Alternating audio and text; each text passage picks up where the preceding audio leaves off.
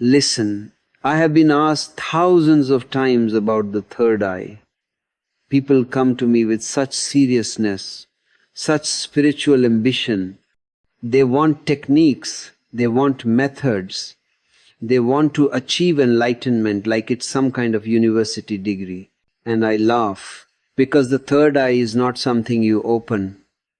It is something that has never been closed. You are just too busy looking elsewhere to notice it. You see, everybody is searching, searching, searching, searching. And the more you search, the more you miss it. Because that which you are seeking, you already are. But the mind cannot accept this. Too simple.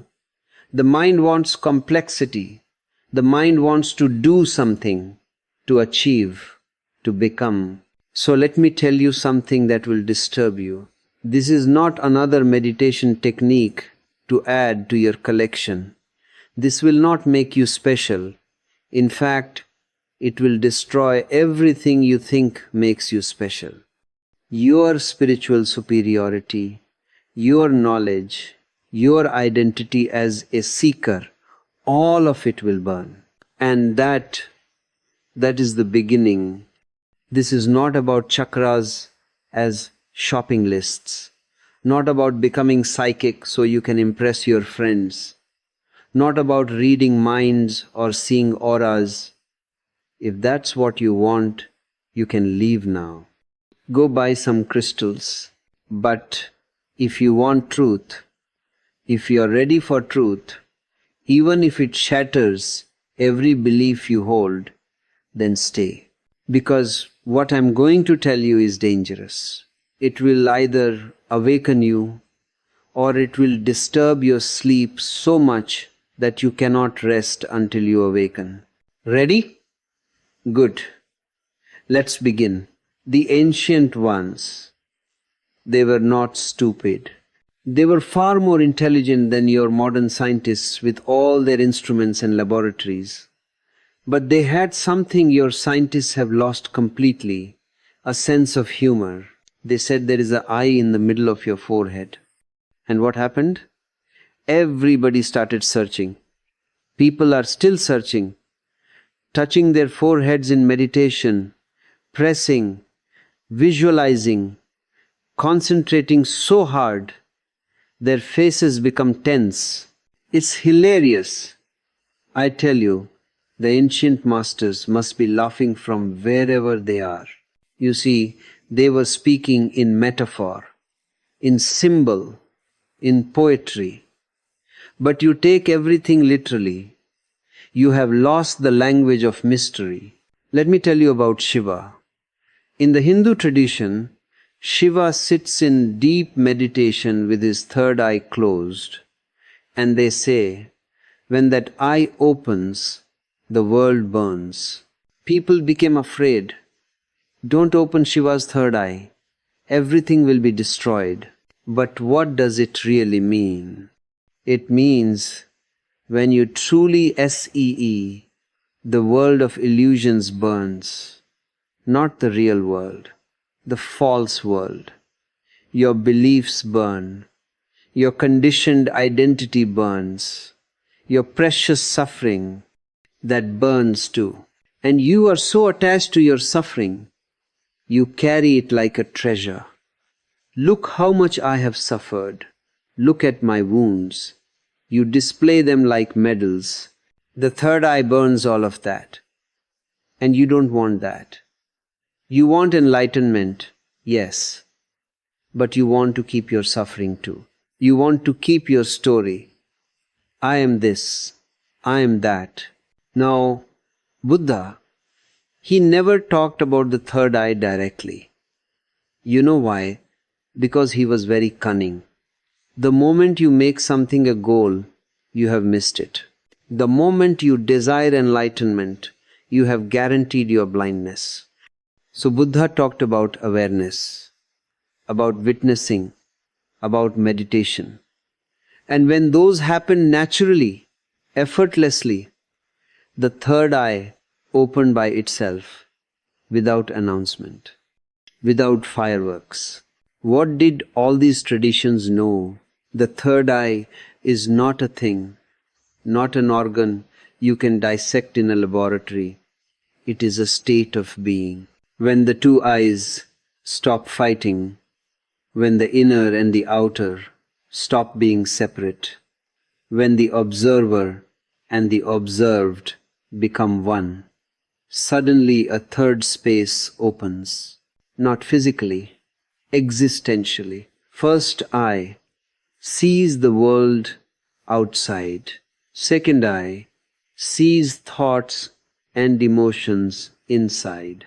Third eye sees that there is no inside, no outside, just seeing, pure awareness. It is choiceless awareness. No judgment, no preference, no division. And here's the cosmic joke. You cannot practice it. You can only stop preventing it. You have been standing in your own way. Move aside. But the problem is, the one who wants to move aside eyes the obstacle. So what to do? Nothing. Just watch. Just be. And one day, when you are not expecting it, when you have given up all hope, it happens.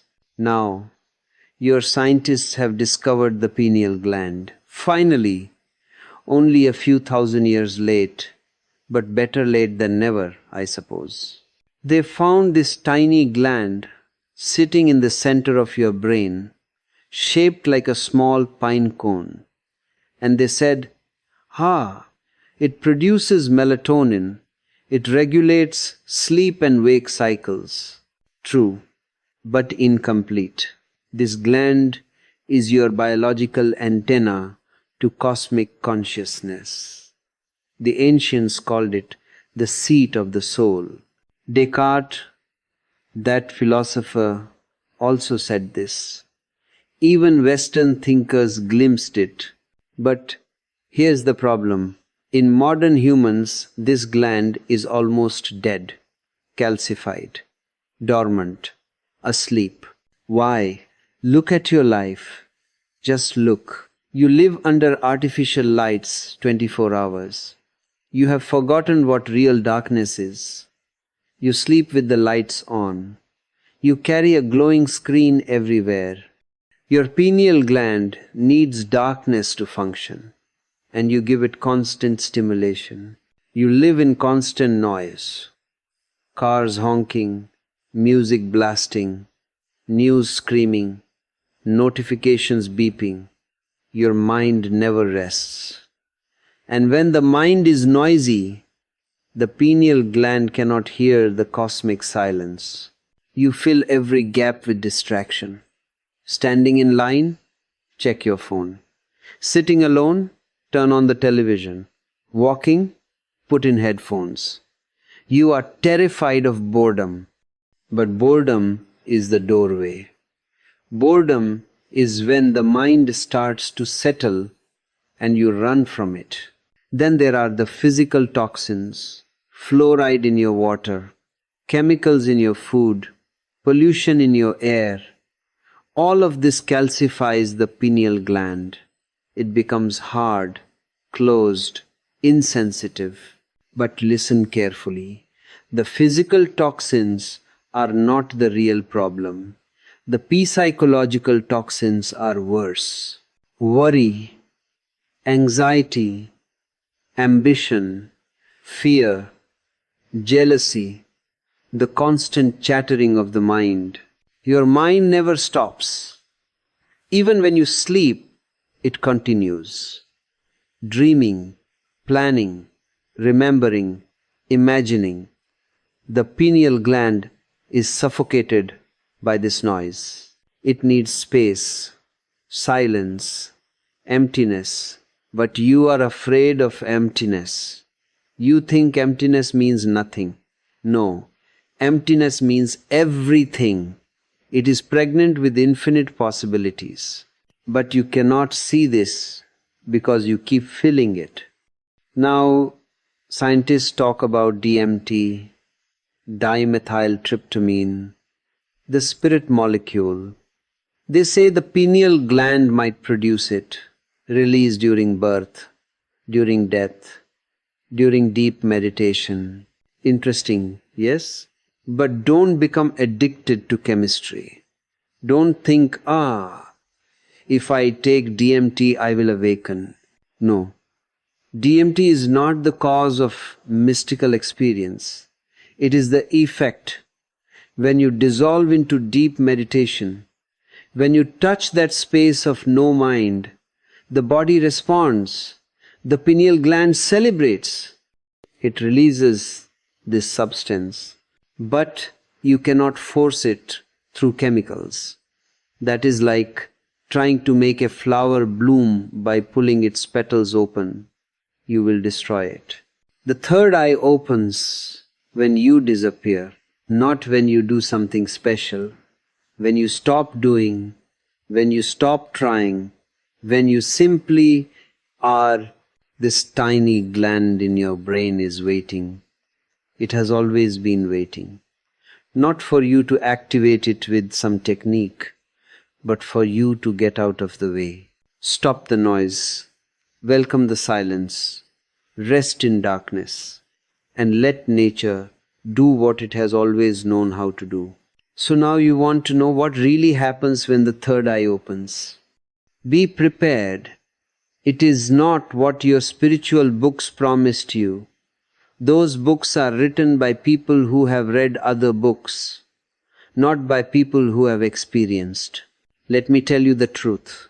Raw, unfiltered, asterisk first. You become ordinary. Asterisk. Yes, you heard correctly. Ordinary. Everyone thinks awakening makes you special, extraordinary, that you will walk on water, read minds, and perform miracles. Nonsense. It makes you profoundly, beautifully ordinary, like a flower, like a river, like the wind. You stop trying to be spiritual. You stop wearing spiritual masks. You stop using spiritual words to impress people. A flower blooms. It doesn't think, I must be spiritual now. A bird sings.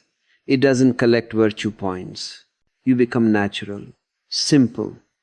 And in this mad, complicated society, to be simple is the most revolutionary thing you can do. Asterisk.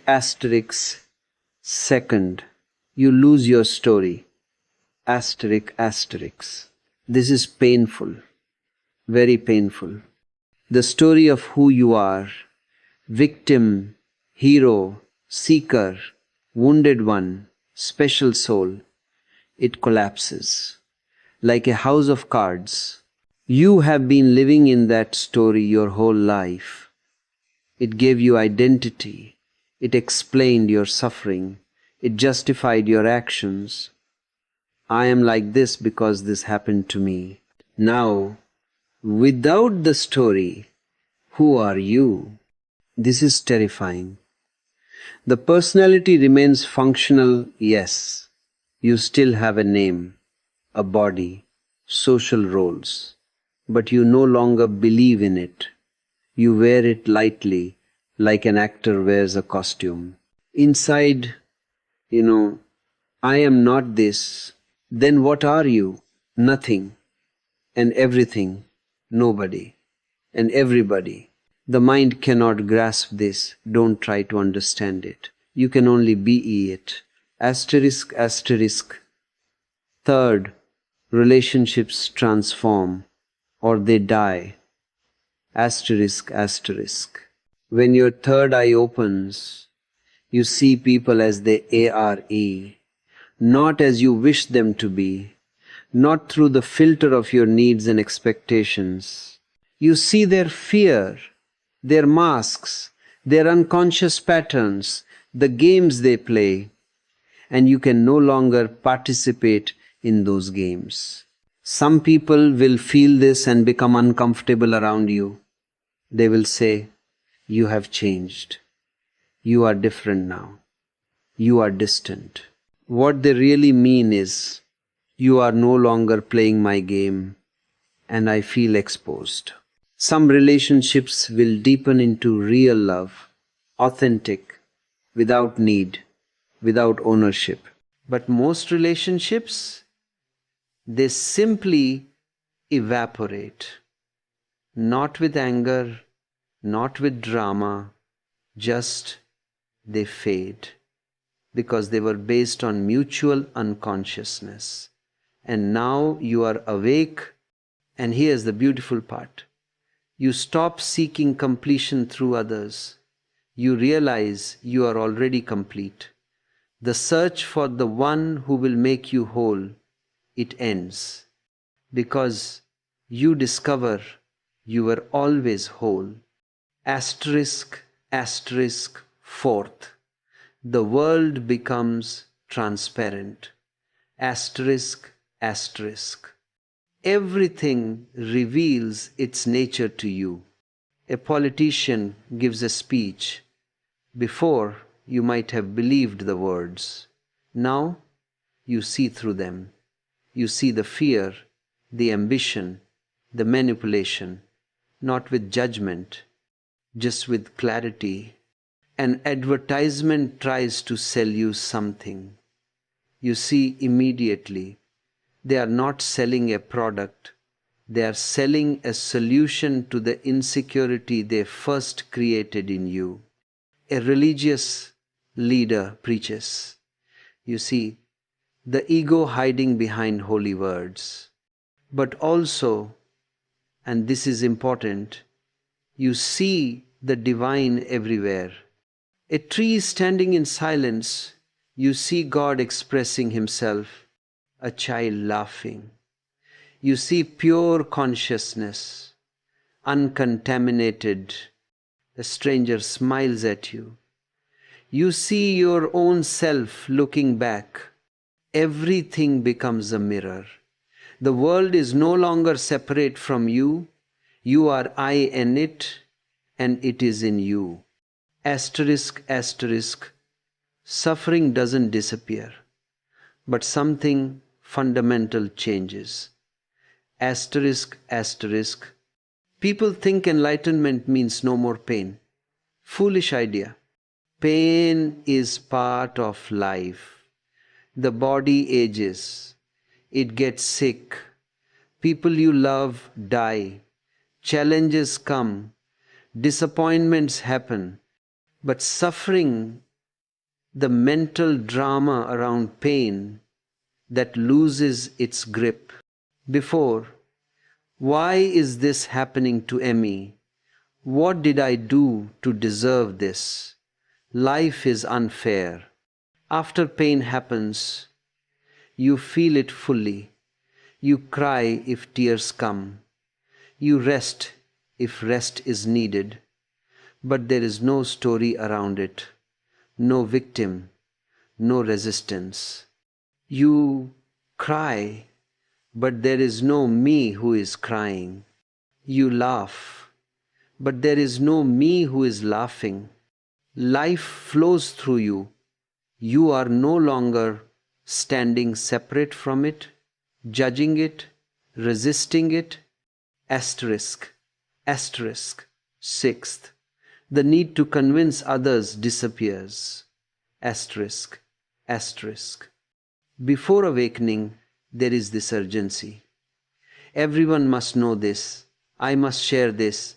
I must help people wake up. After, silence. Not because you don't care, but because you understand. Each person's journey is absolutely perfect as it is.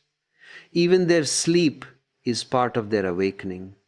You cannot wake someone who is not ready, and trying to do so is violence. Your job is not to wake others. Your job is to remain awake. And paradoxically, when you stop trying to change anyone, your very presence becomes an invitation. People feel something around you. They cannot name it, but they feel it. Asterisk, asterisk. You become comfortable with not knowing. Asterisk, asterisk. The mind wants to know everything. It wants certainty, security, answers, and conclusions. The third eye reveals life is a mystery, an infinite, inexhaustible mystery. You will never figure it out. And that is the beauty of it. You stop collecting knowledge. You stop quoting scriptures. You stop trying to sound wise. Instead, you live from a space of wonder, like a child. Everything is fresh, new, miraculous. Knowledge is borrowed, dead. Wisdom is alive, experienced. Asterisk, asterisk, the ultimate shift. Asterisk, asterisk, you realize you were never the seeker. You were always the sought. You were never trying to find God. God was trying to find himself through you. The third eye doesn't open. The illusion of separation closes. And what remains?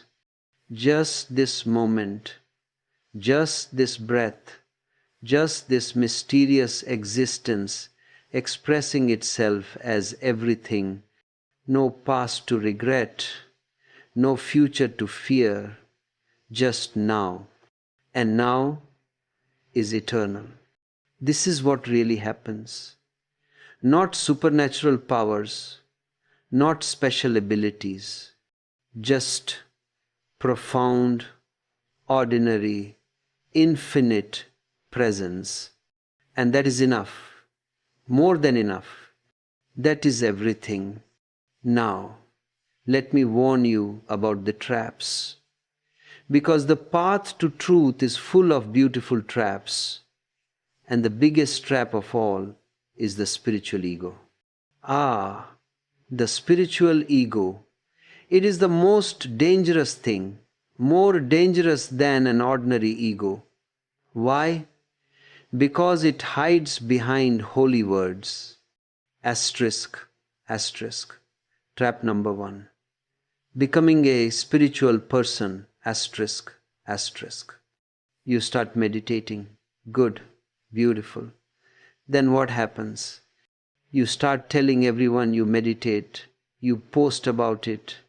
You wear spiritual clothes. You use spiritual words. Consciousness, awareness, presence. You drop these words in every conversation. You have simply changed costumes. The ego remains. Before, it was hiding behind money, success, and beauty. Now, it hides behind spirituality. I meditate for 2 hours every day. I only eat organic food. I practice yoga. I am on a higher vibration. You see? Same game. New mask. The truly awakened person, you cannot tell by looking. They might be a gardener, a shopkeeper, a grandmother baking bread. No advertisement needed. No announcement necessary. Asterisk, asterisk. Trap number 2. Judging the unawakened, asterisk, asterisk. Oh, this is a favorite trap. You have one small glimpse of awareness, and suddenly everyone else is asleep. You look at people with pity. Poor souls, they don't understand. They are unconscious. You become arrogant about your humility, proud of your egolessness. This is a spiritual sickness. I tell you, true awakening brings compassion, not judgment. You see that others are exactly where they need to be. Their journey is perfect. Even their mistakes are necessary. Who are you to judge? You were also asleep yesterday. Asterisk, asterisk, trap number 3. Addiction to experiences, asterisk, asterisk. You sit in meditation. Suddenly, light, colors, energy, bliss, a mystical experience. Beautiful, enjoy it. But then what do? You chase it. You want it again and again. You try different techniques, different gurus, different drugs, anything to get back to that state. Now you are a spiritual junkie, no different from an alcoholic. The third eye is not about peak experiences. It is about the ordinary becoming extraordinary.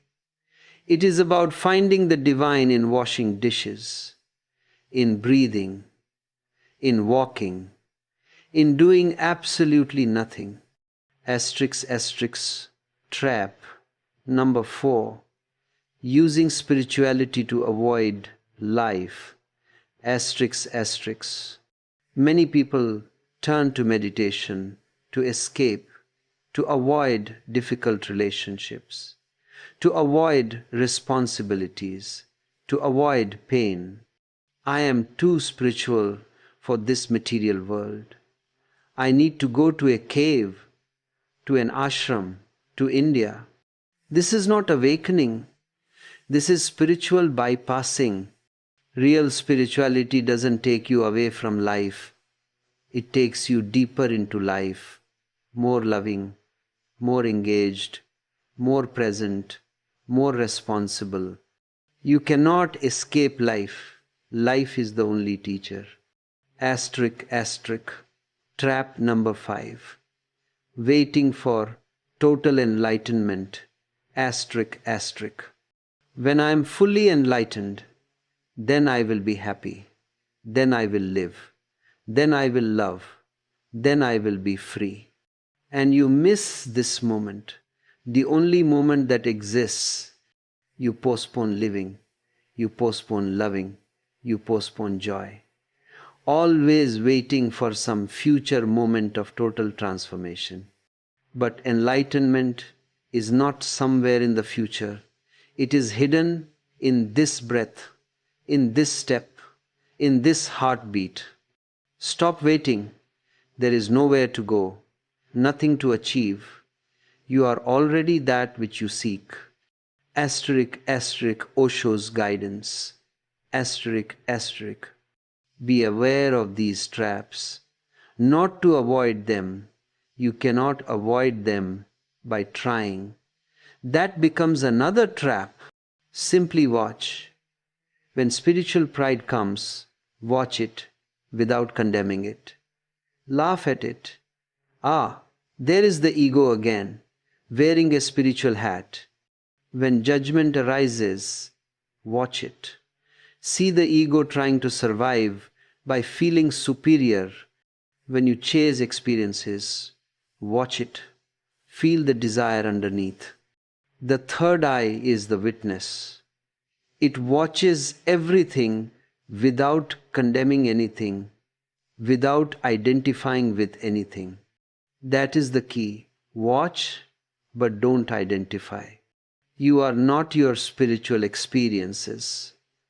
You are not your spiritual knowledge. You are not even your spiritual journey. You are the awareness in which all of this appears and disappears. Rest there, just there, and all traps dissolve by themselves. So now you want the technique. Of course you do. The mind always wants a method, a map, a guarantee. Tell me exactly what to do, Osho. Step 1, step 2, step 3. Then enlightenment. I will tell you the technique, but I warn you, you won't like it. Asterisk, asterisk. The technique is no technique. Asterisk, asterisk. You understand? The third eye opens when all techniques are dropped, when all is stopped, when you simply ARE, but you are not ready for that yet. You are too full of doing. So I will give you techniques not to open the third eye, but to exhaust your addiction to doing. Use them totally, intensely, until they become effortless, and then drop them. Asterisk, asterisk, practice 1. Witness the watcher, asterisk, sit silently, watch your thoughts. You can do this. Yes, everybody knows how to think. But now watch the one who is watching the thoughts. Who is the watcher? Go deeper. Watch that watcher and keep going back. Who is watching the watcher? Until finally there is no watcher left. Just watching. Pure awareness. No center, no circumference. Do this for 20 minutes every day. Not to achieve anything. Just for the sheer joy of it. For the playfulness. Asterisk, asterisk, practice. The gap between breaths. Asterisk, asterisk. This is an ancient technique. Simple, powerful. Breathe in, pause. Breathe out, pause. In those pauses, everything stops. No breath, no thought, no identity, just stillness. That pause is the third eye. That eye is your true nature. Don't make it serious. Don't strain. Just gently notice the gap. Play with it. Asterisk, asterisk. Practice 3. Bring consciousness to ordinary actions. Asterisk, asterisk. Walk consciously. Not thinking about walking. Not thinking about where you're going. Just walking. Feeling each step. Eat consciously. Taste every bite. Chew slowly. No phone. No television. Just eating. Talk consciously. Listen completely when someone speaks. Be present. When you bring consciousness to ordinary actions, the extraordinary reveals itself. The mundane becomes sacred. Practice 4. Sit in darkness. Once a week, sit in complete darkness for 1 hour. No candles, no phone, no light at all. Let your eyes rest from constant stimulation. Let your pineal gland remember its ancient function. In that darkness, something inside you relaxes, the mind becomes quiet, and in that silence, you might see the real light. The light that has no source, the light of awareness itself. Practice 5. Dance. Celebrate. Be foolish. This is very important. Don't become serious about spirituality. Seriousness is a disease. Dance like no one is watching. Sing loudly even if you cannot sing. Laugh for no reason. Be silly, be playful, be foolish. The third eye loves celebration. It cannot open in a serious, tense, heavy atmosphere. Laughter is more spiritual than your prayers. Dancing is more meditative than your sitting postures. The secret. All these practices are devices to trick your mind. You do them religiously, sincerely, totally, until one day you realize you are not doing them anymore. They are happening by themselves. The practice has become effortless, natural, like breathing. And that is the moment, that is when practice transforms into being. The third eye doesn't open through practice.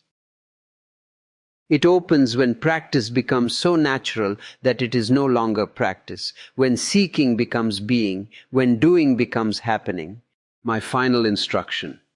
Don't make the third eye a goal. Don't measure your progress. Don't compare yourself with others. Don't ask, when will it happen? Simply be present now and now and now. And one day, without any announcement, without any fireworks, without any drama, you will suddenly laugh. Because you will realize it was always open. You were just too busy searching to notice. So what happens when you live with the third eye functioning naturally, not occasionally, not only during meditation, but as your constant state? You become a paradox. You are involved in life, yet detached from outcomes. You care deeply about people, yet you are not serious. You make plans, yet you live spontaneously. You have preferences yet no demands. You love intensely yet you are not dependent. This drives people crazy. They cannot figure you out. They cannot put you in a box. Good. You were never meant to be understood. You were meant to be experienced.